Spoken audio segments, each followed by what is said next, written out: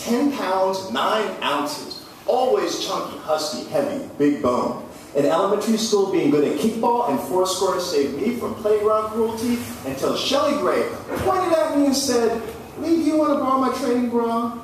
I was 5'5", 180, 38-inch waistband in the 5th grade. PE was a torture chamber from the French Revolution. Iron Maiden push-ups, guillotine pull-up bars, and running laps around the rack. It was then I accepted what everyone whispered. I was fat. And I began to believe that no one was ever going to want me.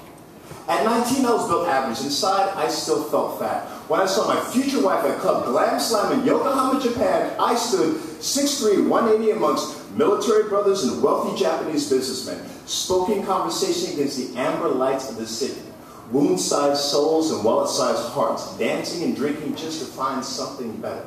I saw her looking at her reflection in the city lights. She was the most beautiful woman I had ever seen in a dress so red, it made pink blush. I tried not to stare with a twist of her head, our eyes locked like dreads, and one spark smile made me forget that I didn't have a chance. My Japanese broken, her English splintered, our conversation complete.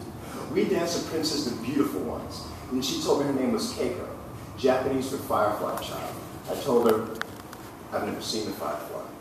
But I held her until lights dimmed into day, and we were wed 1 year later. And for the next 7 years, we shared the things that the young people are meant to share.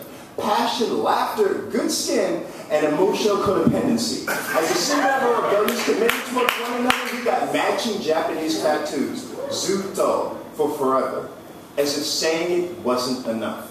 We languished over insecurities embedded too deep to remove without making new scars. But mine were bigger than the both of us. A fat boy conditioned to run and hide and inventing excuses and misunderstand the word stay. Building walls so it's easier to say goodbye. He bid farewell to forever, and I kept the kanji when I said it's over. And I can't speak for everyone, but some of us hold on to our insecurities so tightly we feel its impression even when we thought we let go. Never feeling good enough, strong, tall, smart enough. Doubt grows into a shadow that holds you like a marionette, pulling your weaknesses at a whim.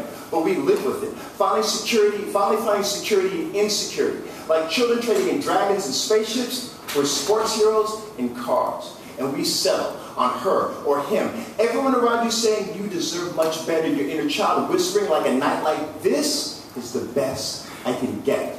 Like cuts you ignore until there's scars every year, your past mistakes become easier to see. We reach for the unattainable, fall for the incorrigible, ignoring the incredible right in front of us, only seeing reasons why they shouldn't love us because I'm fat and I'm ugly and skinny and nobody wants me, scared of being exposed and being mistaken for yourself. Collecting relationships like bus tickets on your road to anywhere trying to find yourself, but you never left. Feeling so broken you only look for fault in others. Shattering relationships, putting yourself back together while somebody else falls apart.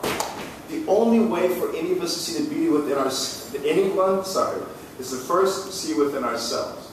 She was the first woman to say to me the words, I love you and forever in the same breath. She used to smile at me and mean it.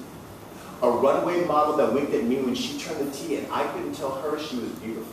I wasn't man enough to see past my own childhood. So 3 years after our divorce was final, I called her. And after 10 minutes of newsletter briefs that we used to live in eyewitness, I told her, I am sorry. We were married 7 years, and I must have told you I loved you 1,000 times, but I never told you you were beautiful. And that's not because I didn't think you were. It's because I couldn't make myself believe that I deserved you. When I look in the mirror, I see a fat boy who needs a training bra and who no one is ever going to want. I know to tell you this, but I still have to say it. Keiko, you're beautiful.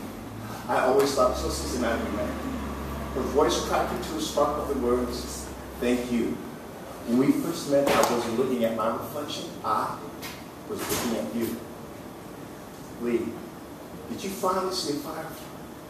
The fat boy inside whispered, no, but I know I can catch one. Before he said, goodbye.